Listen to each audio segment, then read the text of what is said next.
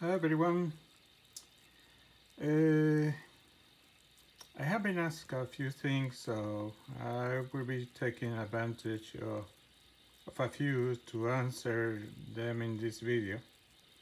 So I have mentioned, by the way, this is a 31 plus weeks old first generation sea monkeys. There are 3 females surviving and 2 males surviving, and there is a one male that I took too long to move to another tank, and he's hatching a ride on one of the females. So he is a plus generation escapee. So they have been doing great, as you can see. I have kept moving juveniles out since I increased the feeding rate.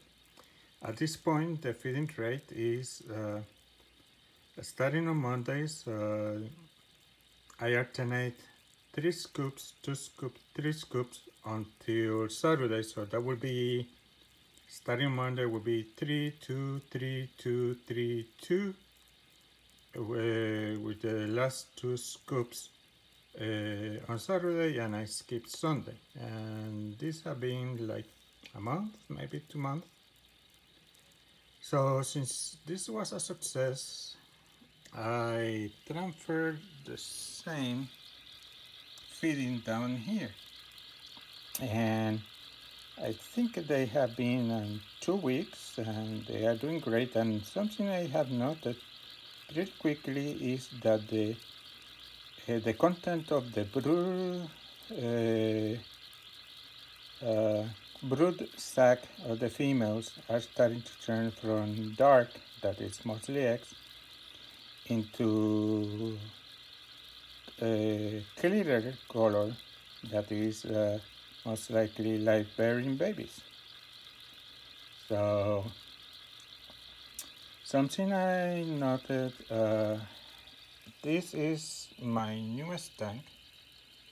This, you can read the name here. Also, I have put a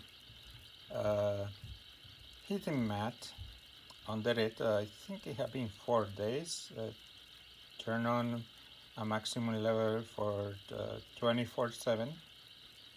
And right now, okay, there we go. It's too near to the mat, so this area is a little higher in temperature, but the apartment is more or less in 71, and as you can see, the temperature inside the tank, although is far from the tank itself, since the heat rises, it have warmed up almost 76. So it's have been doing some warming, even it's in a very inefficient position. So the other reason I have mentioned about the feeding schedule is that I don't know if it will show. One problem with the glass bowl tank is that here on the side is might be good or might be bad, but it has a magnifying effect. Oh, by the way, I started this tank, I believe, in July 26, so it will be August, September, October, November, December. This tank at this point is more than 5 months old. And this is the original colony that started on the video that I set up back then. And they are doing good, but I have noted that they have reached that point that you can see a lot of babies and a lot of adults, but no juveniles. So this week based on the experience of this tank and seeing the progress of this tank, I have adapted the feeding schedule increase to this tank also, and also I have adapted to this one since might as well. But this is the one that you can see things better, well, relatively better. I have not put the airstone since yesterday, so I have not cleaned, well, I cleaned the inside the litter from algae. I tried to remove, I have an issue with the salt jumping in the outside. I have a fix of that, but bottom line is that the build-up, as you can see, a lot of the salt over here. So I tried to clean it, and I was not too successful to remove the dry salt. So sorry about that. But the point is that after 5 months, I have not removed anything. You might see the algae sticks that I put in to complement the because something I have noticed, you can see a lot of green here in the top, but inside you don't see much green. Apparently when you raise to a certain point the salinity, the traditional algae has problems growing because this was growing a lot and all of a sudden had hard into these shapes. Over here grows fine, but here where the salinity is higher, it have more difficulty. This one has lower salinity, so it have been a little more successful, but that is another story. Anyhow, back to this one.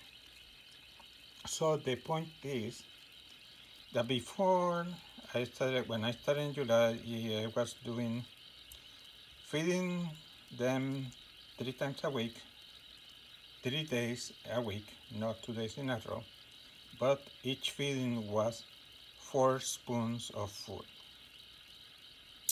Eventually, I noted that the sea monkeys were not developing as fast as others. So based on the previous experience, I decided to increase. So I think in month 2, I increased the feeding to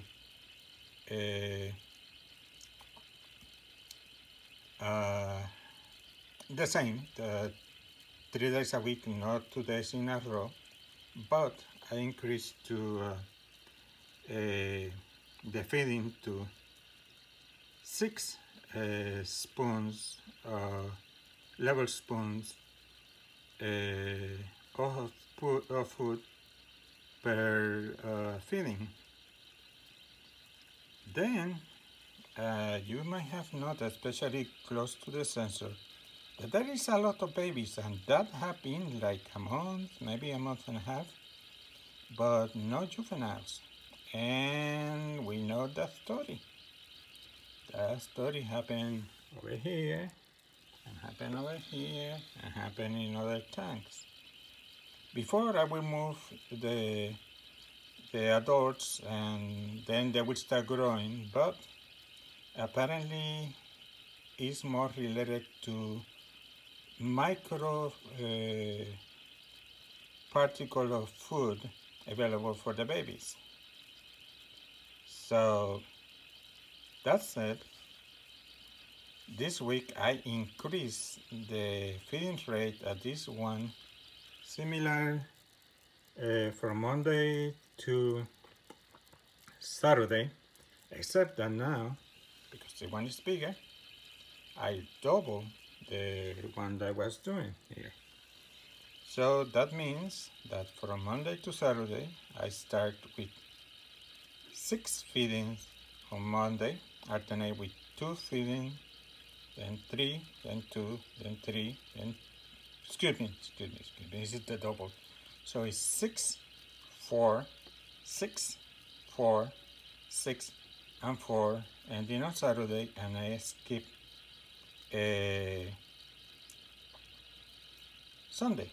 So the point is that I have been a week, and I have been using the checks that I have mentioned before, of the check to avoid overfeeding and the check to avoid starving. As you can see, they all have very dark lines on their backs. So, but it cannot be helped. I never have removed any of the gunk in 5 months, as you can see in the bottom. So cannot be helped. There is a lot of particles, and once I put the air stone in,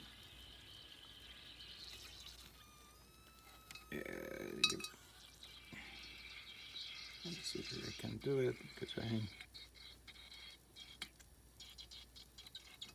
8.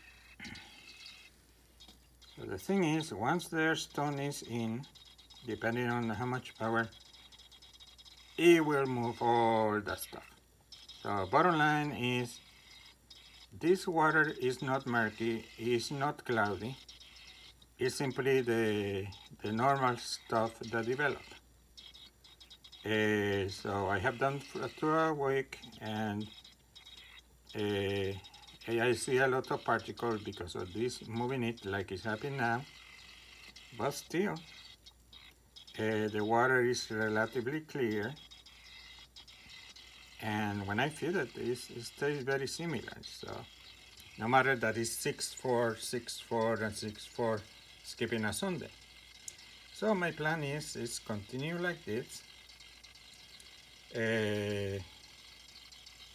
Hopefully in 2 or 3 weeks, these bunch of babies that you saw in the video will start growing into juveniles, and that will be my trial of fire to prove if well, to confirm, excuse me, how an increase of in the feeding schedule can prompt babies to grow again when they are stalling or when they are not showing up. For information, this tank is 48 ounces, and that translates to 1,420 milliliters. That is the number that you can use to scale up if you want to reach. Right now the salinity is very high. I think it's at this point is 20, well, high from the basis. I think it's at least 25 ppt, but anyhow, the point is that you should have, I suspect, a salinity at least of 25 ppt before you attempt an increase of feeding schedule like this one. Anyhow, as you can see, and of course, although the water is relatively clear, it will get a lot of particles floating as soon you do anything on it, especially if you don't remove it like I have done, that I have fed and have not removed anything for 5 months. Okay, so this is a 5 month newest tank, and we will see how it goes.